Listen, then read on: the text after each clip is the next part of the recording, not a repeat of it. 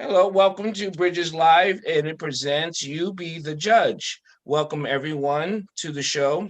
You Be the Judge. My name is Dr. Paul Dyer, and this is Marylin, Pierre, attorney at law.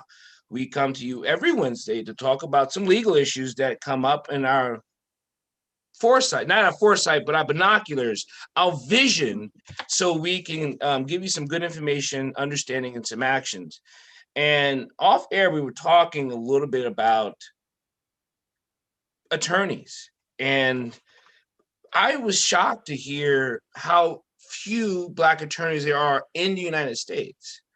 And that statistics is 5%. Yeah, 5% of all attorneys in the United States, they say is Black, and 2% of those are women. That number is sad. Really sad. But now, and I used to hear of another statistics that even out of 10 attorneys, there's probably 6 non-practicing. They keep their license, but they don't practice. Is that number still, is it that high relatively with practicing and non-practicing?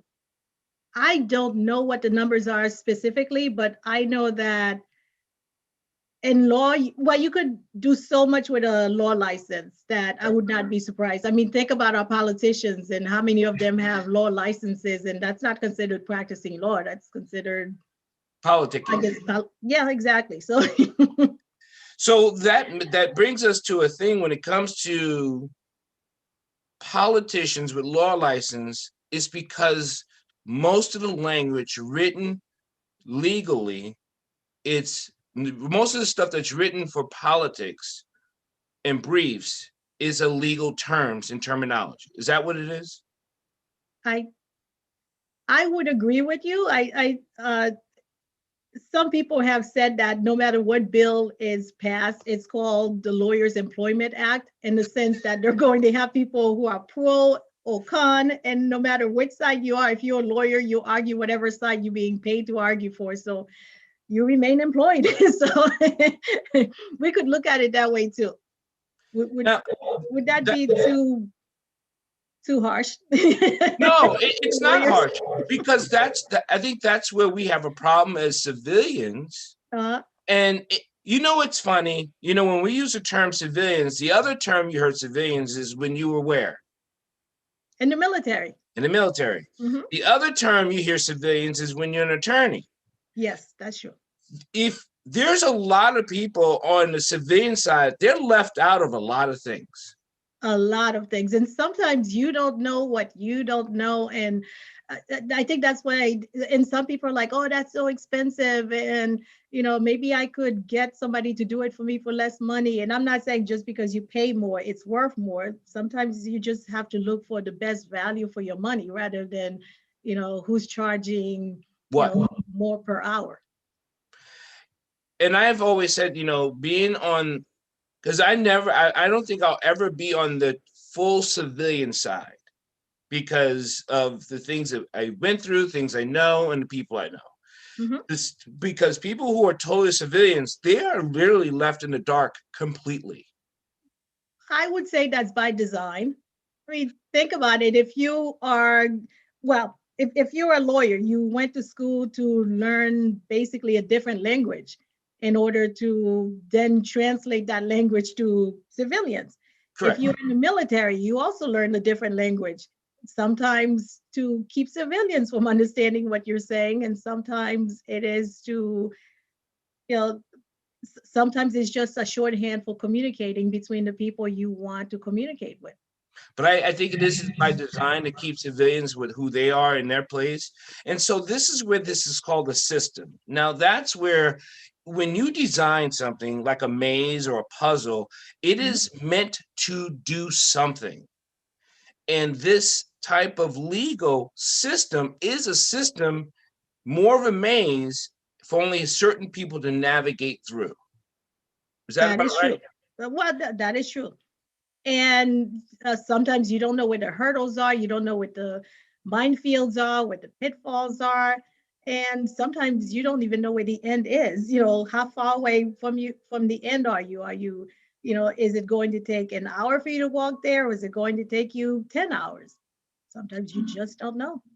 Now, I didn't know that a lot of Black attorneys specifically are losing their licenses quicker than their counterparts who are not Black. Well, Than the white attorneys. Let's just call it yeah. for what it is. Than the white attorneys.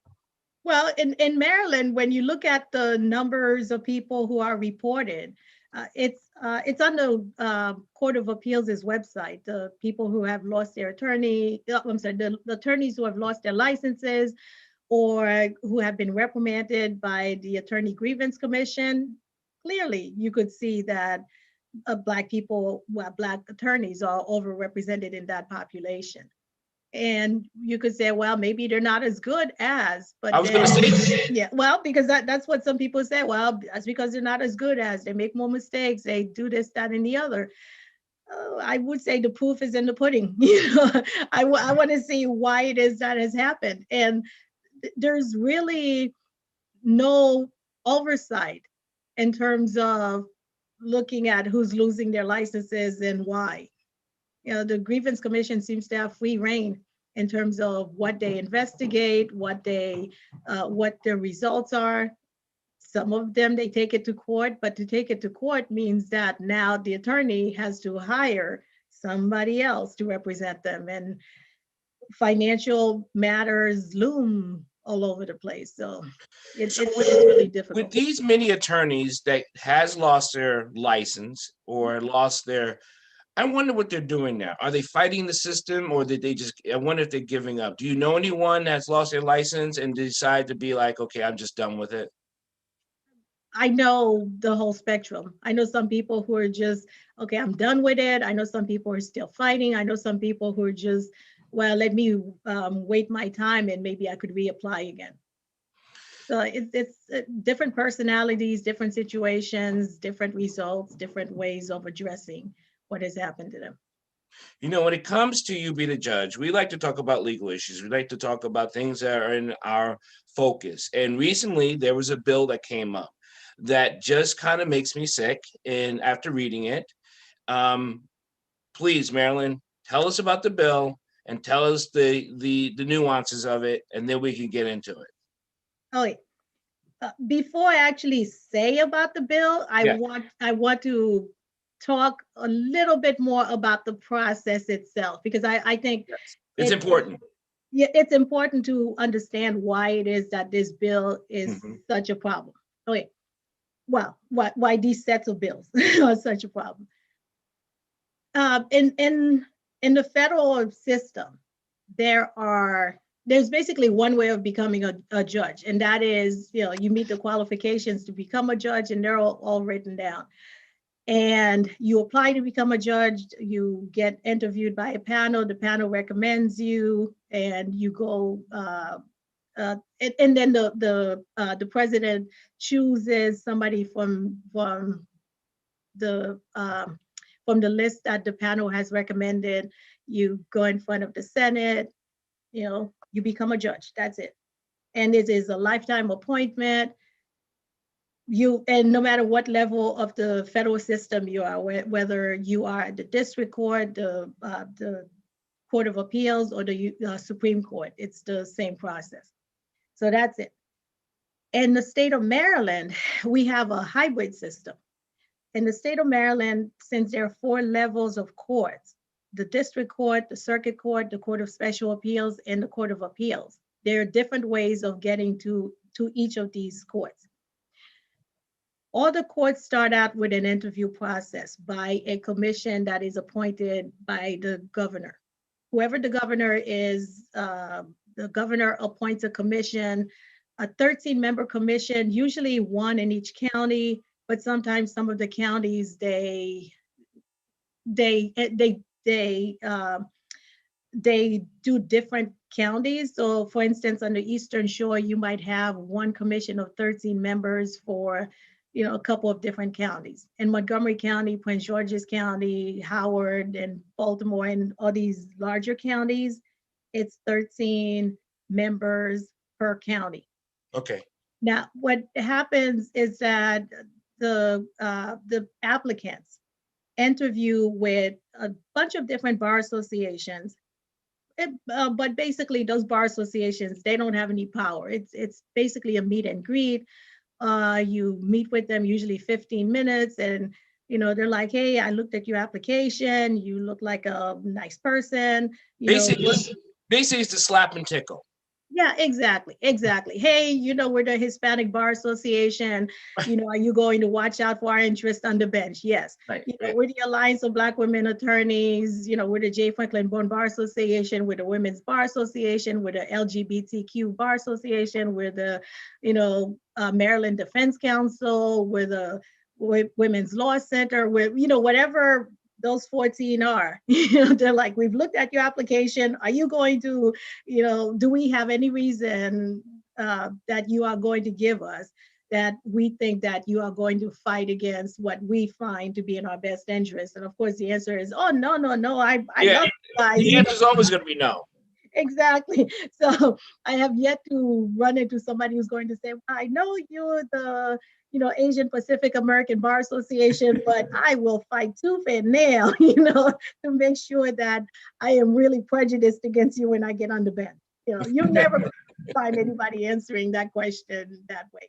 And I'm not saying that they will. I'm just giving an example in terms of this is just a meet and greet. This is just a glad handling. Let's see if we could be cordial to each other for those 15 minutes kind of thing. So, not to give, and not to, there's two things I want people to know. One, you ran to be a judge this year. Yes, exactly. That's one. Two, do you think this is where judges are normally bought? Well, I'm going through this process for a reason, because like I said, this is not the governor's commission. These are just the different bar associations that the candidates go and the candidates meet with.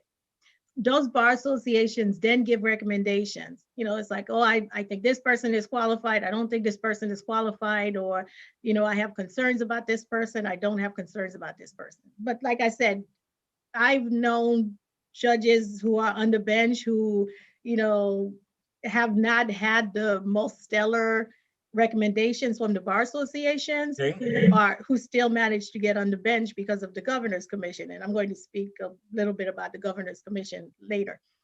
And I know some people who've had stellar recommendations from the bar associations who got to the governor's commission, and the governor's commission loved them, and now they're sitting on the bench, or the governor's commission didn't like them in spite of every other bar association liking them, and now they're not sitting on the bench.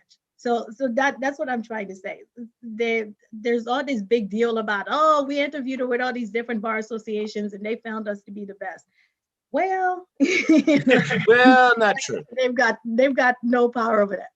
Now, the governor's commission, that 13-member commission that I was talking about, now that's the one who make the recommendation, because if your name is not shortlisted on the governor's commission, then you cannot be seen by the governor for that vacancy.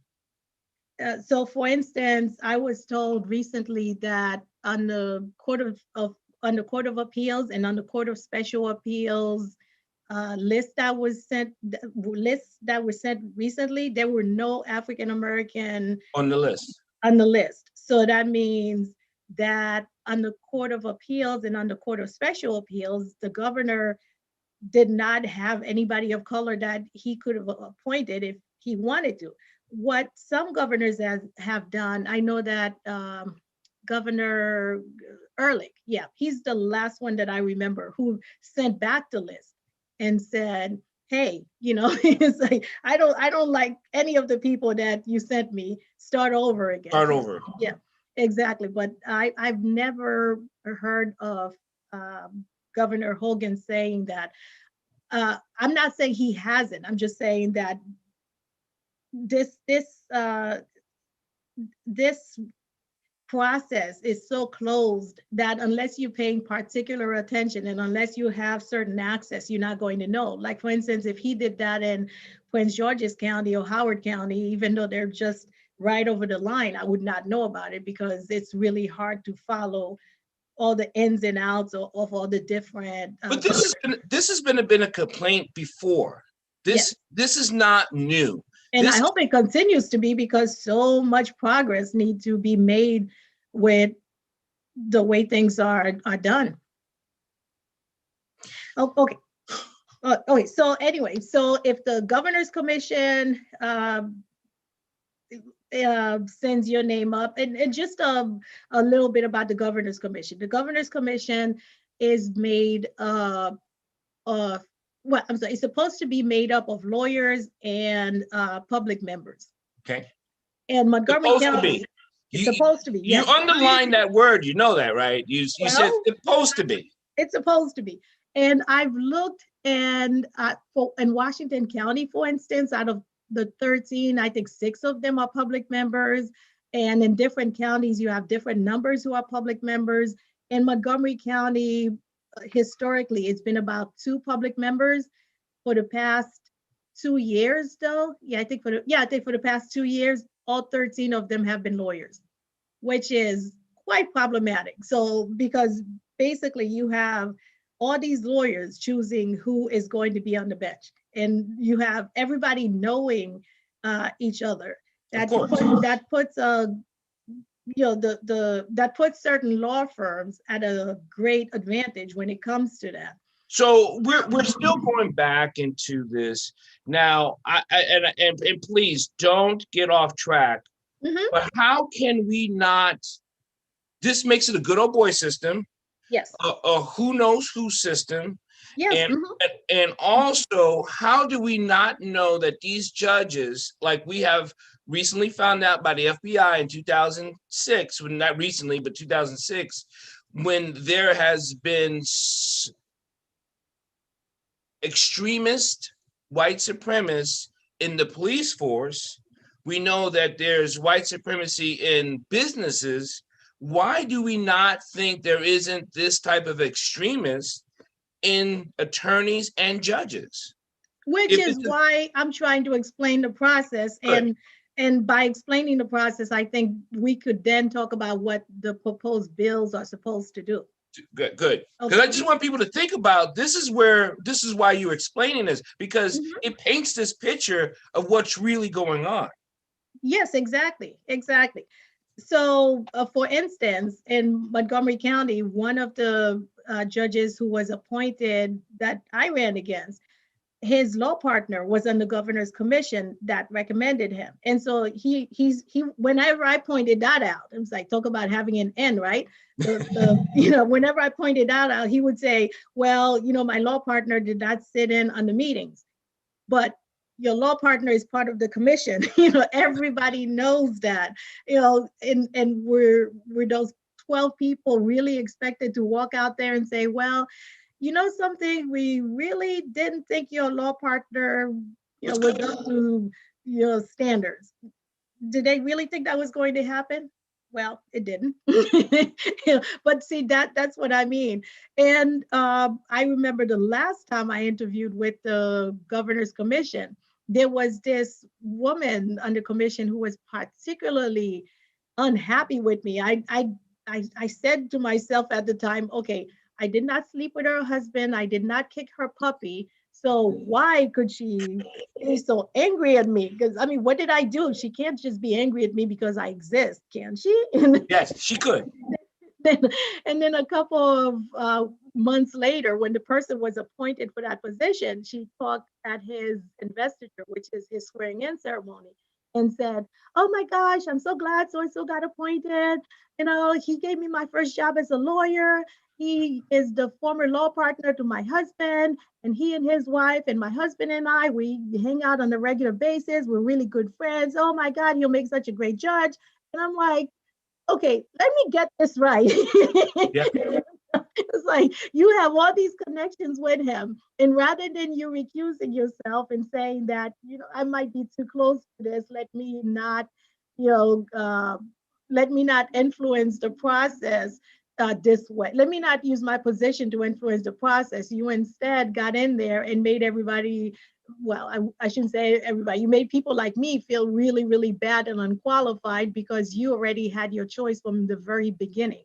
Yeah, so that's what I mean, and that's why I spend time talking about the governor's commission, because there are no rules in terms of, who Who, could who's sit who? for these interviews, and who they could recommend. Okay, so okay, I think I'm done with that part. Let's move on to the next part, which is, after the governor's commission has a short list, the short list goes up to the governor. The governor chooses somebody from that short list. If it is the district court, the person who appointed gets appointed for 10 years, and almost certainly is going to be reappointed for another 10 years until that person reaches 60, mandatory age of retirement for 70, the way all the other judges in Maryland are.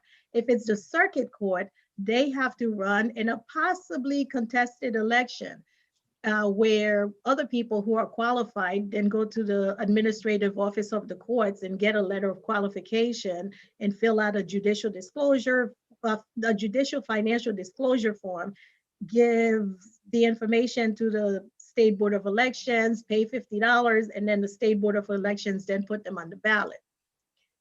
If they are appointed to the Court of Appeals or the Court of Special Appeals, then they run in a retainment race, which means that nobody could run against them. They could either, people could only vote yay or nay. And by historical measures, these people have won by at least 88% of the vote. So 88% of the people who vote yes, they should retain their positions, because basically the people voting usually don't know anything about who They they're don't voting. know. See one name and you could vote for one person, so they're like, check and move on. Okay, now what these bills that are proposed are going to do is the one level of courts that people can actually vote for someone who was not appointed by, uh, is under threat, in the sense that they're saying that we want to change that to make it more in line with the Court of Appeals and the Court of Special Appeals, where yes, the circuit court judges who get appointed have to run for election, but they run in an uncontested election. So we had yesterday a bill, Senate Bill 295. That came up. Yeah, that was proposed by uh, Senator Ben Cramer from District 14. And he proposed it before, and other members of the state Senate and the House of Delegates have proposed it again. There was a hearing, and all these people testified saying, oh, it's such a great idea. We have such a great system. The Commission on Judicial Disability, we have such a great system. The Governor's Commission does such a great job. The Bar Association does such a great job. We have such great candidates who get appointed. We don't have to put them through an electoral process where they could actually be knocked out. And okay, so the Senate version of the bill was the hearing in the committee was yesterday, but on February 24th at 1:30 p.m., the House version of the bill is going to be heard, and that's House Bills 0035 and 0447. So if anybody wants to testify against, I'm not even for. If you want to testify against, contact us and we will let you know how. You could contact me at Marylin for Maryland at gmail.com. So it's MARYLIN FORMARYLAND at gmail.com, or you could contact me through Facebook Messenger, or you could even call me or text me at 301-279-9020. The reason why it's so important that we are able to elect at least one level of our judges is because Maryland incarcerates a higher percentage of its young Black males than any other state in the country. In the country. That's according to the Justice Policy Institute. The ACLU has lots of reports that shows how Maryland's court system, over incarcerates and over sentences our young people. In terms of what's going on right now with the pandemic, there are a lot of issues having to do with debt relief and rent moratoriums and things of that sort. Yeah. Those at certain points are going to be heard by the court system. I know that there are certain groups who have been concerned about the creditors' attorneys giving a lot of money to the judges to run their race. So all of these things play into who gets to hear the cases in the future. So to have a judge who just gets appointed to the process that I just discussed in terms of there's no recusal, so you could have all kinds of conflict with the people who come in front of you, and yet you still who interview with the governor's commission, and yet you still don't have to step aside, and you still could hear them and make a recommendation to the governor to have certain people appointed. It is extremely important.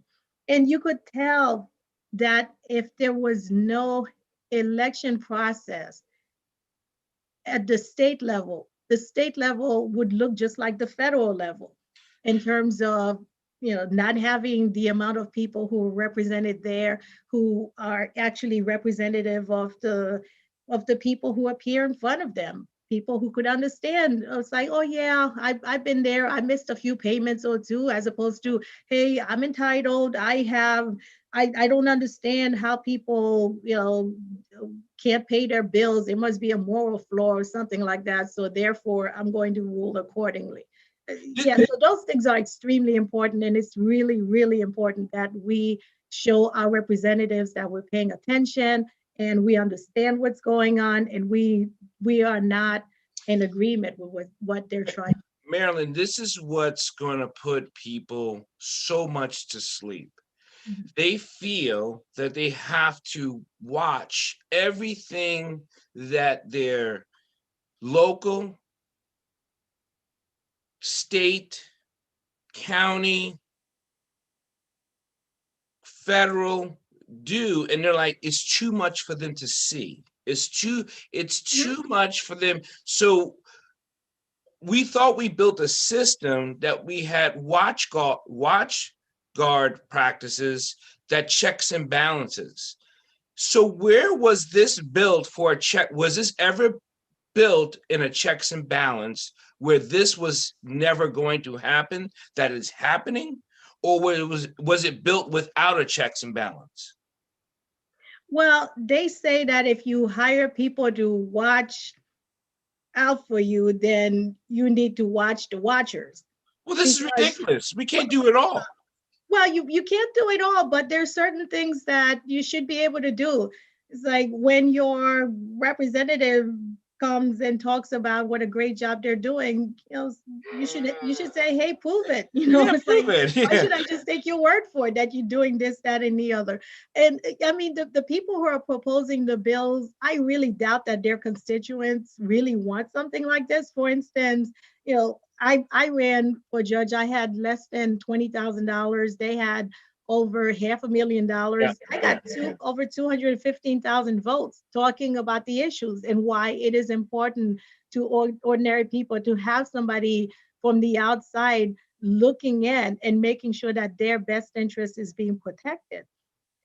And so you're right. Sometimes it is too much for the average person to pay attention to all of those things. But then if you elect people from the outside, people who are are not getting money from from creditors, attorneys, people who are not from the typical, hey, I know this is my law firm and I know we golf with these people over here and we're related by marriage to these people over here. Then you have these people who are there to protect your best interest. So sometimes you need to, look at the person who is running, who might not necessarily have the best and glitziest campaign, but who are really addressing the issues that you need addressed. Let me, and I was just thinking of this just now. Okay, so certain communities would like to have their own businesses, schools, and avenues of developing their commerce. Is there a way we can institute a system of your own courts and your own legal system? Basically, can blacks have their own courts, or people of color have their own courts and whites have their own? Is it? I know it's a fantasy. It's almost like Star Trek. But do you think is it possible, or is it the way it's, or is it just because it's in this country, it's impossible to do? Well, it depends, because if you have your own area, there's certain controls that you could have over your own area. Okay, I mean, think about the people who live in communes, for instance. correct. You know, when something happens, they handle it themselves. And I'm not making a comparison to No. communes, but think about the indigenous people and how they're considered A separate nation. a separate nation. So therefore, they have a lot of separate things. So yes, that could be done. I'm really hoping that it will not come to that, though. I'm really hoping that what will happen is that we will have a system that's functioning based on the laws. There are lots of things about, oh, we need a law for this, we need a law for that, we need a law for this. I have actually thought that it's not the law that needs to be changed. It's actually using the law in a way that is helpful to the community. And that's what needs to be changed, because what I see in many systems, it's a win or lose situation where, okay, you won, this person has lost. I was a facilitator with the Montgomery County District Court for almost 10 years. And as a facilitator, what I noticed was that you have a family come in who has not spoken to one another. So this person really wants this, and that's of utmost importance to them. And the other person might not necessarily want that, but they want something else that's of the utmost importance to them. So if you could get to the point where you give each person was at what is at the utmost importance to them, you'd be surprised at how happy they each are when they walk out of the room. And that's what restorative justice is about. And that's why Yes. I talk about restorative justice, because it doesn't necessarily have to be, one person win all and somebody else loses all situation. We might get to a situation where if somebody was victimized, but what do they need? They need to have peace of mind. They need to have somebody, the person who victimized them, explain to them, why did you do this to me? Is there something particular about me, or was I just in the wrong place at the wrong time? And what can I do to, move forward from the trauma? As opposed to, okay, well, we're going to send this person away for however long, and the victim is still there with all the doubts and the trauma, and haven't had a way to work through all of that. So I want to have a justice system where it's a win-win situation for everybody, no matter what color, creed, religion, gender, or gender identity. That's idealistic. That is something that's kind of almost like food equality. We want food equality. We want home equality. We want job equality. We want these equality. Like, it's just these basic needs. Yes. We want equal of, right? But in those basic needs, the gap is so tremendous. And just speaking in the legal issue, when you have 5% attorneys, Black and brown, 2% women, Black and brown, I don't see equality there. Yeah, but I think it's one of those things that if we don't look towards that goal, we're never going to achieve it. Correct. If we say, you know what, this is so hard, we're never going to be able to get to the point where we want it. And it's not going to be perfect, but I do think it is worth walking in the direction of perfection rather than just standing and saying, well, Right. and you know what they say about many hands make, light work. So right. If we as a people decide that this is of utmost importance to us because we want to live in a just world where people who do things they're not supposed to are given the consequences for that, and people who are traumatized are given the help that they need. And and it's just not because, you know, this person is this color or this person is this religion, then, you know, I think we could make it work. We have all the tools that we need. We just don't have the will as a system to make it work. And I'm But I, hoping that one day we will wake up and say, you know what, it helps all of us to. I'm not even sure if we don't have the will. I believe we don't have the information. I believe we don't have the will. You really, Because because some people, uh-huh. I think tonight people heard something they have never known how it works ever. They have Mhm. never heard that before.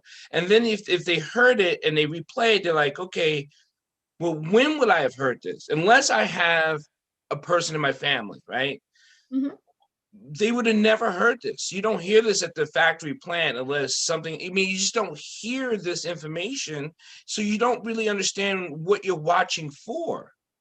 Because I don't, like you said, it's so not, it's not a publicized, it's public, meaning you can obviously go see, but it's not publicized. Yes, that's true. That's true.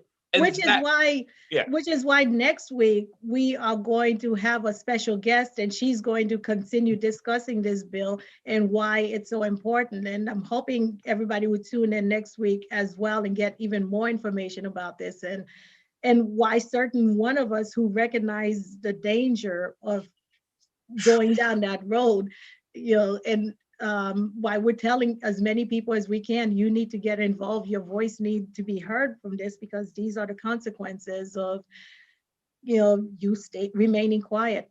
And this is where we talk about civic engagement. This is still part of that civic engagement about getting that information, understanding, and then putting yourself into an action going, I either want to know more, or I heard enough and I don't like it, and I'm going to contact Marylin Pierre or Marylin for Maryland at gmail.com and say, what do I need to do? Or I live in Vegas, I live in California, I live in wherever. How do I find out this information if it's happening here? And we can still help you with that. So that's good. Yeah, because at this point, the court system is the system that we need to deal with. We are able to vote for the executive branch and the legislative branch, but it's the court system that tells, what the judicial system that tells the legislative branch and the executive branch what they can do and what they cannot do. So it's really important to pay extra attention to these people. You know, when you do civic engagement like Marylin and I do, and people out there who are doing it, and for all kinds of different reasons, you see things come across your scope, and you kind of be like, wow, I've never seen that before, or that looks totally different. It's time for you to start engaging and pulling out those weeds to figuring out what you can do to help along, or to stop before it gets too far. Mhm, mhm. Yeah, so, and some people say, you know, why should I care what the judicial branch is Ooh, doing? I'm not going to get a divorce. I'm not going to be involved in any criminal matters. I'm not going to sue anybody, and no one's and going to no. sue me. And I say more power to you, because I could tell you as a lawyer, I cannot imagine being a party in any case that, you know, that I would be happy with. I just can't, because when you're in court, it's because something did not go the way you thought it was going to go. And so, because you don't know that, help the people who are now dealing with it, so that hopefully, if it were your case next time, and I'm not saying it, I'm hoping that will happen, because, like I said, I'm hoping that it won't. But if it does, then, you know, you have the best system to hear the case that you have. I think somebody once said that design a court system that you would like to have, no matter whether you are the plaintiff or the defendant, whether you're rich, you're poor, you're, you know, whatever you you might be one day. You know, if you're rich Right. now, imagine yourself poor. If you're poor now, imagine yourself rich. You know, if you're the plaintiff now, imagine yourself the defendant. If you're the defendant now, imagine yourself the plaintiff. You know, no matter where you are in life, or no matter where you think you might be in life, this design a judicial system for that. And we would have the best judicial system no matter who we are, as opposed to I think it was Brian Stevenson from, um, oh gosh, the author of Just Mercy. Brian Stevenson. Yeah, who talked about how a rich, guilty person in the judicial system have a better chance than a poor, innocent person. Yeah. What sense does that make? How is that Yeah. just? How's that just? And how is it justice? It's not just. Exactly. Yeah. So Exactly. does tort reform cover this type of stuff, or tort Yes. reform? Yeah, okay, Yes. that's Yeah. Because if you have the lawyers who represent the insurance companies, helping the appointed judges get elected, then there and you are. you cannot prove quid pro quo most of the times. I mean, sometimes it has been proven. That's why some judges are actually in jail for that. And I'm not saying that every judge does it, but sometimes we're human, and some things we do subconsciously. So And if a judge is in jail, I have to tell you, I would like to see the jail they're in, because I am sure it is the country club of jails. If there is such a thing, and I don't whatever, I'm sure that is exactly where they're at. Yeah, I've seen them on I guess on documentaries where they're tennis courts and things of that sort. Yeah. Yep, saunas and pools and oh my goodness. So I, on the other hand, have been to the other types of jail where I've looked at my clients and saying, "Why are you wearing that, brown T-shirt?" And they're like, "Well, it's a white T-shirt. I just can't afford to, buy soap from the commissary to clean my T-shirt." It's yeah, yeah. So you're right. There's also two different types of, you know, of jails. Well, we can get into we'll get it another time, but we'll get into the prison system and how it's a business and not a reform. So that's a whole other issue in itself. I mean, when you turn something into a business, your business is to keep people in jail. That's correct. Mm-hmm.